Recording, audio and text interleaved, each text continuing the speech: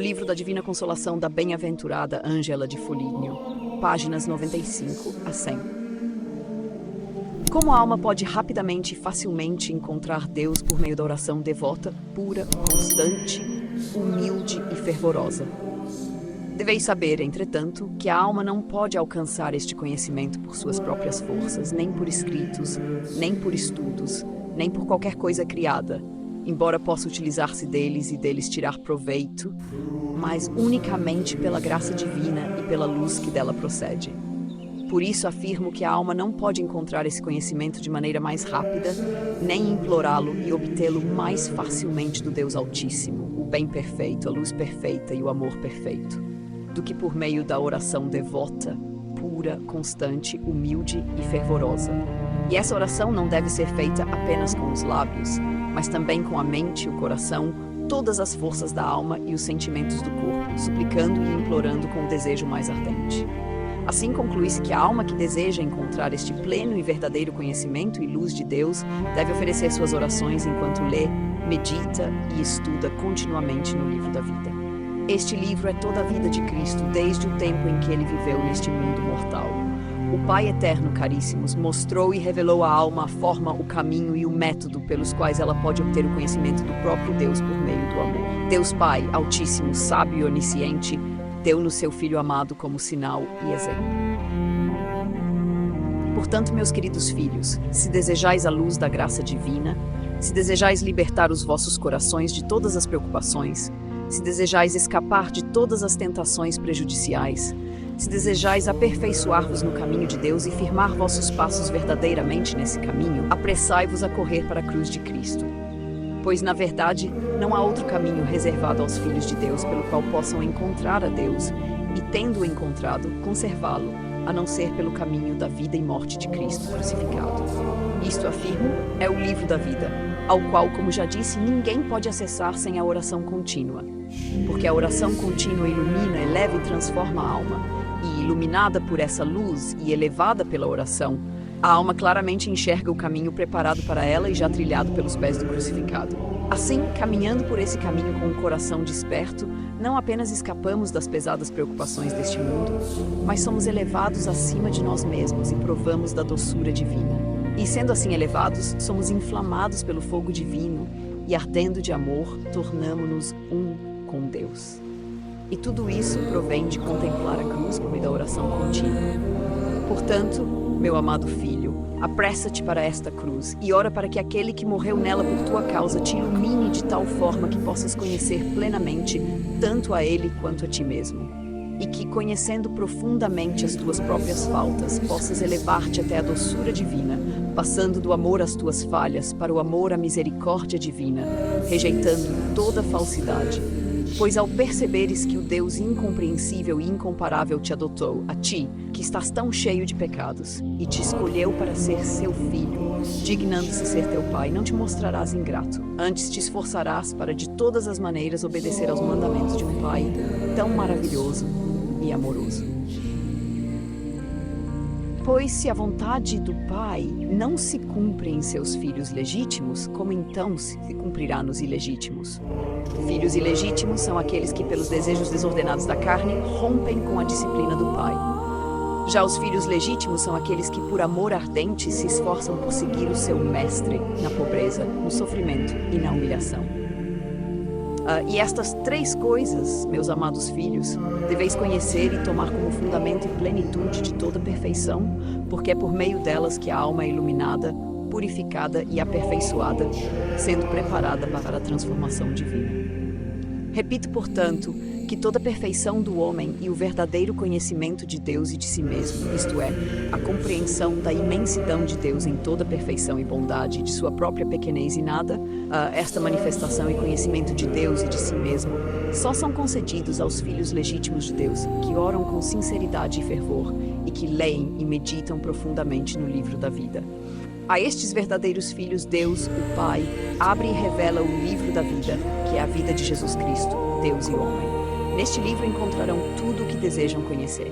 Aqui podem aprender a bem-aventurada sabedoria de Deus, que não gera orgulho, e aqui encontrarão exposta toda a doutrina necessária, tanto para si mesmos quanto para os outros. Se desejas, portanto, ser bem iluminado e instruído, lê este livro da vida. E se o fizeres lentamente, sem ler de forma superficial ou apressada, serás iluminado e instruído em todas as coisas necessárias para ti e para os outros, conforme suas condições. E se o leres com cuidado e meditares sem pressa, serás inflamado e consumido pelo fogo divino, a tal ponto que considerarás toda tribulação como a maior consolação e julgarás a ti mesmo totalmente indigno de sofrer qualquer tribulação. Mais ainda, se algum louvor humano ou prosperidade te chegar por meio de algum talento que Deus te concedeu, não te envaidecerás nem te elevarás em orgulho, pois ao leres o livro da vida verás e compreenderás verdadeiramente que isso não provém de teus próprios méritos. Este é um dos sinais pelos quais o homem pode reconhecer que possui a graça de Deus. Ele não se ensoberbece ou se exalta, aconteça o que acontecer, mas permanece sempre humilde. Vedes então, meu filho, como antes de tudo deveis esforçar-vos para alcançar o verdadeiro conhecimento de Deus e de ti mesmo. Este conhecimento não se alcança senão por meio de oração constante e fervorosa e pela leitura diligente do livro da vida. Capítulo 3 do livro da vida, que é Cristo, onde o homem aprende a conhecer a Deus, a si mesmo e tudo o que é necessário para seu bem-estar. Deveis saber, portanto, que este livro da vida não é outra coisa senão Jesus Cristo, o Filho de Deus, que é o Verbo encarnado e a sabedoria do Pai. Ele se manifestou entre nós para que pudéssemos ser instruídos por meio de sua vida, sua morte e seus ensinamentos. Por essa razão é necessário que consideremos o modo de vida e de convivência que ele praticou enquanto habitava este corpo mortal. Sua vida é exemplo e modelo para todo ser humano que deseja alcançar a salvação. Contudo, sua vida não foi outra coisa senão uma amarguíssima penitência que o acompanhou incessantemente ao longo de toda a sua existência terrena. Desde o momento em que a alma de Cristo foi criada e unida ao seu santíssimo corpo, no ventre da Virgem Imaculada, até a última e mais santa hora em que sua alma foi separada do corpo pela morte cruel na cruz, ele jamais esteve sem esta companheira, a penitência. Mas assim não foi com os outros santos, nem com os apóstolos, nem mesmo com a bem-aventurada Virgem. Notas explicativas. 1. O livro da vida refere-se à vida e aos ensinamentos de Jesus Cristo. É considerado a fonte suprema de sabedoria e exemplo moral. O termo enfatiza que Cristo é a personificação da verdade e do caminho para Deus. 2. Penitência de Cristo. O texto destaca que a vida de Cristo foi marcada por um sofrimento contínuo e intencional, desde a encarnação até a morte na cruz, como expressão de sua missão redentora. 3. Distinção entre Cristo e os santos. O autor ressalta que, embora os santos e a Virgem Maria também tenham vivido de forma exemplar, o grau de sofrimento e penitência de Cristo foi único e incomparável. Essa tradução busca refletir o tom meditativo e espiritual, respeitando a profundidade do texto original.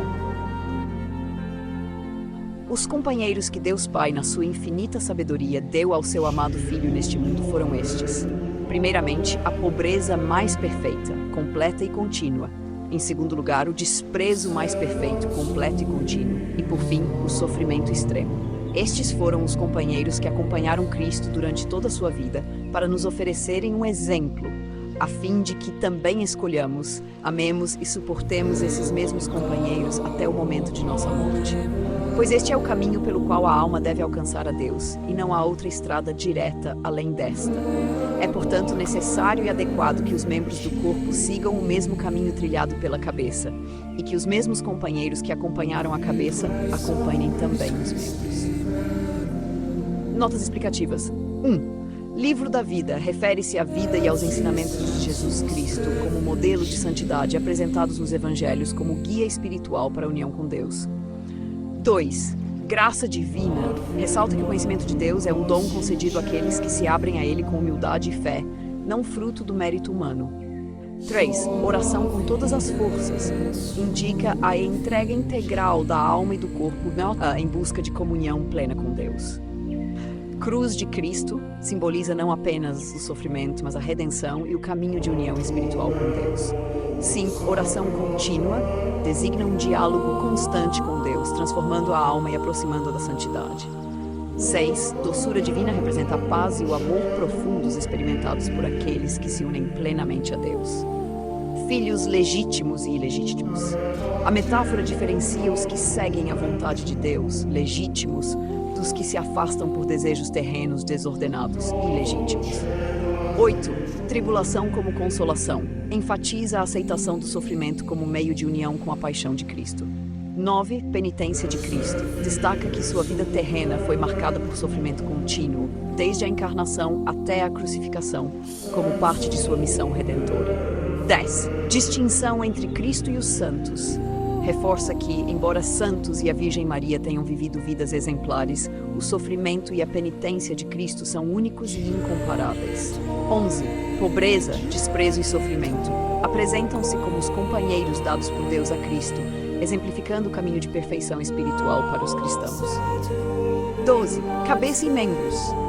A metáfora de Cristo como a cabeça e os fiéis como os membros reforça a unidade entre ele e a igreja.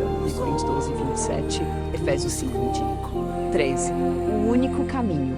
A união com Deus exige a aceitação da pobreza, do desprezo e do sofrimento, conforme o exemplo deixado por Cristo. Queridos ouvintes, chegamos ao fim deste audiolivro e quero expressar minha profunda gratidão a todos que permaneceram conosco até aqui. Sua dedicação em acompanhar essa obra é um verdadeiro sinal de busca pela sabedoria e pelo crescimento espiritual. Que o conteúdo ouvido possa nutrir sua alma e fortalecer sua fé. Aproveito para convidá-los a explorar as playlists do canal Caminho Católico, onde vocês encontrarão outros tesouros espirituais. São obras que podem acompanhar e iluminar sua jornada, como Castelo Interior de Santa Teresa de Jesus, Confissões de Santo Agostinho, Palavras Bíblicas com o Evangelho comentado por grandes eclesiásticos, Filoteia de São Francisco de Sales, Tratado da Verdadeira Devoção à Santíssima Virgem de São Luís Maria de Montfort, A Imitação de Cristo de Tomás de Kempis e As Três Idades da Vida Interior do Padre Garrigou Lagrange. Cada uma dessas obras oferece um caminho profundo de reflexão e conversão, e espero que possam encontrar nelas a mesma riqueza espiritual que proporcionaram a tantas gerações. Nosso canal está sempre aberto para quem deseja aprender e crescer na fé. Continue nos acompanhando e compartilhando essa jornada espiritual. Mais uma vez, obrigado por sua presença e que Deus abençoe a todos.